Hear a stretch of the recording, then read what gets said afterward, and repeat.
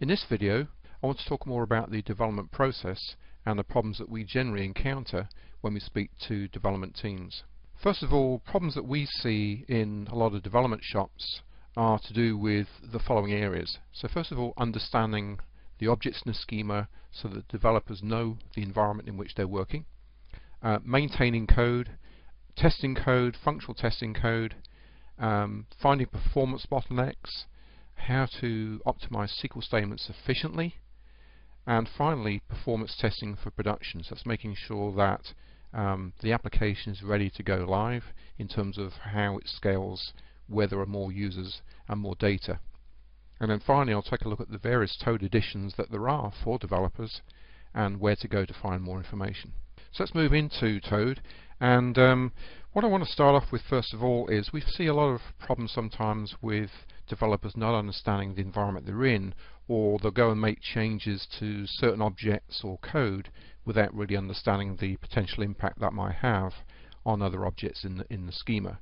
And so in Toad there's a couple of features which are designed to alleviate that problem, both of which you can get from the schema browser window. If I right click a table, if I want to have a look at see how this table relates to other tables, then I can use the ER diagram to do that. Now the ER diagram, which I've already opened down here, shows me the table I selected, which is the customers table, plus any other tables which are joined to it through foreign keys. If I need to add other tables to this diagram which aren't connected through foreign keys, then I can use the object palette, which is a slide out window which I get to from the view menu, view object palette, and I can drag and drop other objects into there as necessary.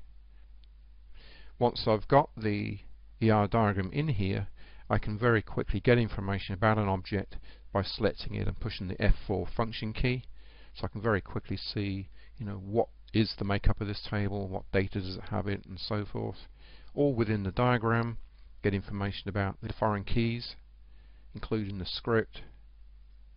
And if I want to build a query from this table, then I can select this button, which will push all those tables out to the query builder and let me construct a SQL statement based on columns from all of those tables. If I want to generate data for all of those tables to make sure that data is referential, then I can use the generate data button, and data will be generated in all of those tables, and that data will be referential. The other window I can use if it's code relationships I'm concerned about, if I go to a PL SQL store procedure list and select a store procedure and right click it, I can open the code roadmap. Now the code roadmap is similar to the ER diagram, but in this case it's looking for code relationships. And you can see here I've selected this function, and this function you can see makes calls to two other functions, this one and this one, which in turn have references to tables or other functions, as this one does. So you can begin to see the whole interdependency tree in a way which will tell the developer, if I'm going to make a change to this function, I need to be careful. If I need to make a change to this table, I also need to be careful because of these interdependencies. And it just helps minimize the number of errors that we often see as a result of people not really understanding the environment as well as they should do. Okay, so the other thing that you can do as well with the Toad development suite is start creating test cases for all of your code. So if I want to create a test case for a new function I've just created, I can select that function, I can go up to the external tools button, and I can launch Code Tester, and I can begin to create a test case. Code Tester is a functional testing tool. It's going to enable me to create a test case or test cases for all of my code simply by defining the input values I want to use, and for those input values what the expected outcome will be. So I select my test cases. I actually have test cases already defined for this function, and if I actually edit one of these test cases, you can see that it's divided up into inputs and outcomes. So in here I've entered two input values for this function, and then these are all literal values. I could of course use an expression or an SQL. I could use a range of multiple values to test it.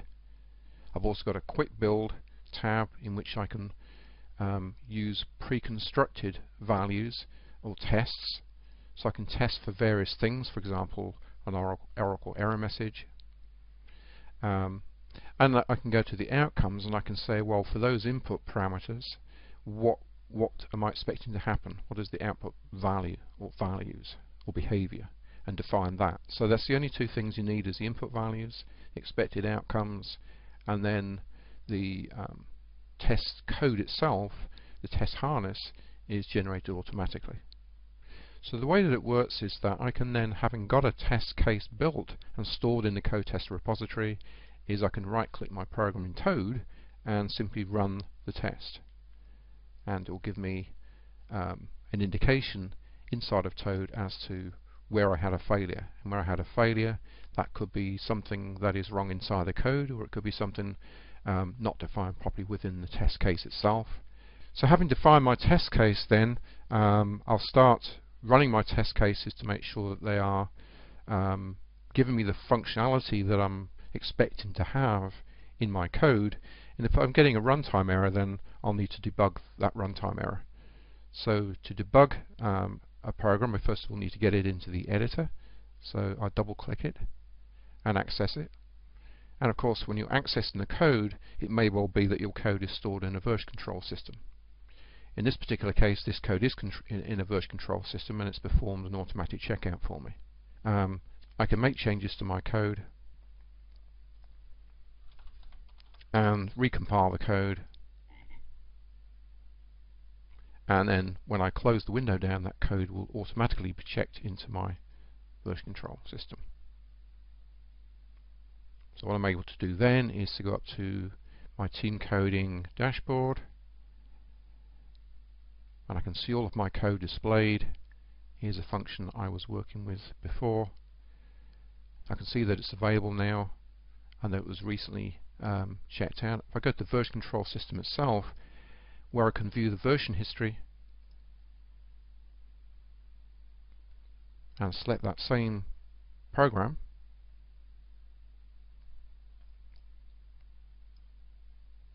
which was here. Here's my version history. You can see that it was checked in today, and I can compare the version here with a prior version, and I've got different ways in which I can do the comparison. I'm just checking the two versions in my version control system, compare them side by side, and if I look at the area where I modify the comments, you can see this line here is, this word here has been added to the comment. So the version control system integration through team coding presents a much more seamless way of interacting with the version control system to access code and ensure code integrity. So going back to my code in the editor again, I have my code checked out. I want to go through a debugging session. First of all, I need to select some breakpoints, one or more breakpoints where I know that the code is having a runtime error. So let's just put a breakpoint in here, just click in the margin. That red line indicates a breakpoint. And then I can start debugging my code. So I'm going to come up to this button, select Execute PL/SQL with Debugger. If I have any reference programs to this, I can have those compiled with debug as well.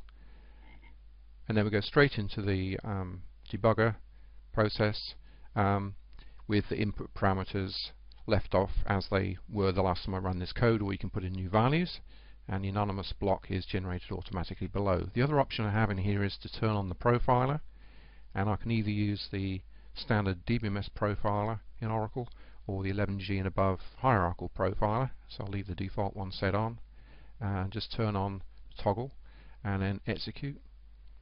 And I'm coming into the code, it enters at the breakpoint, so it's executed down to the breakpoint, and then I can start stepping through my code line by line and evaluating what's going on. So as I continue through the code past line 29, I can move the mouse, hover the mouse over these variables, and I can see the values that these variables have been resolved into. But then if I execute all the way through to the end of the code until I get the execution as terminated pop up. Then I can see that the code is completed. I can then turn off the profiler on the main toolbar in this case, and then since the code executed OK, I just need to go in and check the profiler. So the profiler is going to tell me how long each line of code took to execute, and so I can select a piece of code, this one here which is I ran today, and I can go to the details panel, and the details panel will show me all of the code executions that have been run, including the one that I just executed, which is this one, and I can get a breakdown then of how long each line of code took to execute in that program when it ran. I can see that line 17 seems to be the one that's the bottleneck, so let's expand this out to see the lines of code, and I can see here line 17 took the longest one compared to all the other lines, which is actually an embedded SQL statement. So having exposed the embedded SQL statement as a potential bottleneck, what I can then do is go back to the editor here to line 17, which is here. So that is the offending SQL statement. And so what I can do here is I can say, well, I need to improve the execution time of that SQL statement, so let's select it, and then I can launch the SQL Optimizer. And the SQL Optimizer comes in two forms. So in the development suite you have a full advanced SQL optimization suite which lets you work with indexes, plan baselines, batch optimization, impact analysis, and all sorts of things. But for developers who are not used to tuning, the Auto Optimize is a great way of just looking for potential rewrites of that SQL statement to quickly fix the problem and offer alternatives. So that's the one I'm going to select.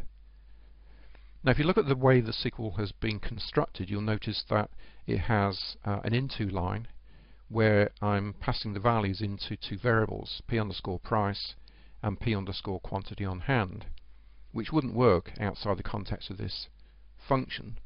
And also the where clause is using a locally defined variable p_id, which again wouldn't apply outside the context of this program. So if you watch what happens when I select this Auto Optimize SQL, the first thing that will happen is it'll pop up a window and say, well, since I'm going to try and tune this out of the context of your function, I need to modify it. So that's what it's done. It's modified it.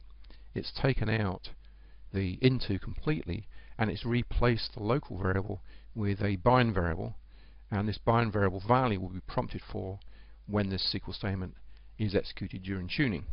So if I click OK here, I then go into the Auto Optimize SQL window, but before I do that, it needs some information about what this SQL statement is going to be doing. What type of application is this function working inside of? Is it a general OLTP type of application?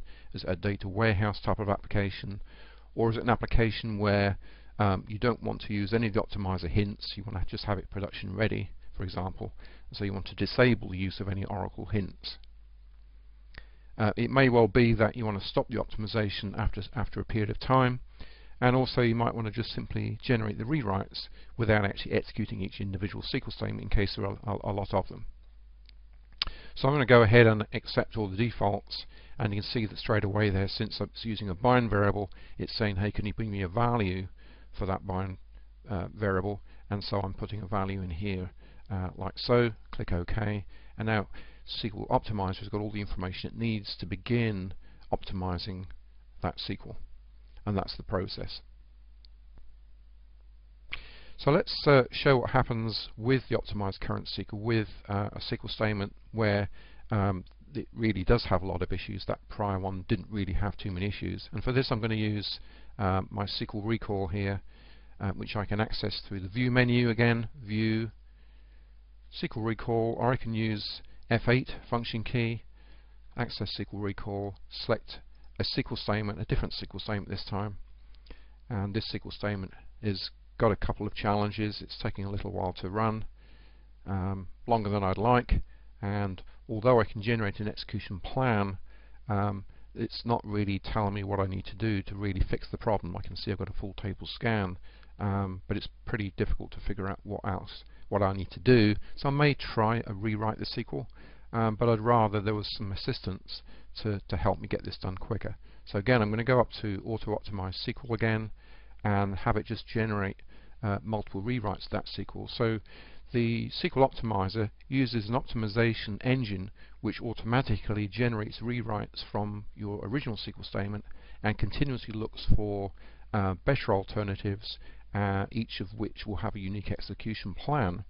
And then when it finds one, it will present that as what we call an alternative, and it'll give it a number, and it will show you the elapsed time if that is what you're interested in, or you can select some other metric such as CPU used or I/O. So when it's done, you will have a number of alternative rewrites with quite a lot which are better than your original one. You can see it's found some improvements so far, so I'm just going to cancel out of here. It's found the best one it's found so far is 43% better than the original one, and it's shown here in this window. If I want to compare them side by side, then I can select the Compare Alternatives tab, and I can see how the new script is different from the old one. The result set will be identical, of course, because that would artificially make it run faster if it had less data. So it's guaranteed to generate the same amount of data when it runs, but it just runs quicker, and you can see that the execution plan is somewhat different too. If I compare the execution statistics side by side, you can get a detailed view of where the performance came from. Okay, so alternative 4 was 43% faster elapsed time in first row, session logic was better, CPUs was better, sorts was better, etc. Even though actually the plan cost was 80% worse. So plan cost is just an indicator. If I decide that a rewrite hasn't given me the improvement I was hoping for, then I can launch the full SQL Optimizer by pushing this button, and I can start exploring further rewrites such as custom rewrites, indexes, and other methods to try and improve the performance of the SQL statement. Inside of SQL Optimizer itself, there are a lot more choices than you would get inside of Toad. So indexes, optimizing indexes based on workload. So rather than picking one single program and saying find an index for that SQL statement, then I can pick a workload where I'm seeing performance problems and collect all the SQL within that workload and find a set of indexes that are designed to reduce the impact of that workload. Such a much more sort of collective method of improving application performance. Batch optimized SQL is a way to select a group of application code, PL SQL code for example, which you can bring into SQL Optimizer and start looking at improvements across the application.